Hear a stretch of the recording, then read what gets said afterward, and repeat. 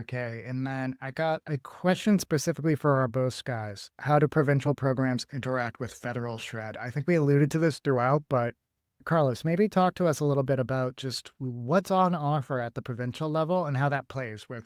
Yeah, I mean, it varies based on province. Man, I think Matt, you could give a lot of great details on that. I'd say one thing I'd say in terms of you can speak about shred, Matt, if you want, but I'll speak about the Quebec program specifically related to CDAE is one of the large e-business tech credit program in Canada today, specifically for Quebec, and it's changing. It's changing in 2026 to include AI as part of it.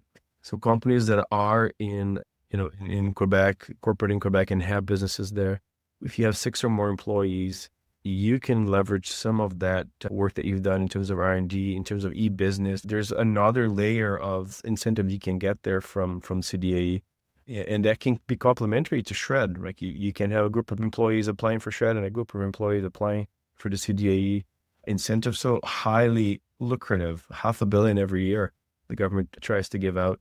So highly recommend you guys look into that as well. Matt, do you want to talk about the relationship between federal and provincial across Canada for SR&ED?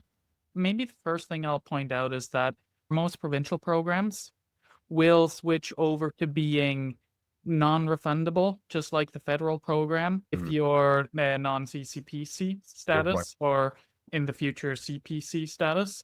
However, there are some, Alberta being the one that stands out in my head, that will still give some refundable tax credit back. So if you're in Alberta and you're considering CCPC or not CCPC, that's also a consideration to take into account. So from that angle, that's one thing. But in a more generic way of looking at it is, first, the provincial government will pay you or give you the shred back for the employees that are in the province, for the expenditures that are in the province.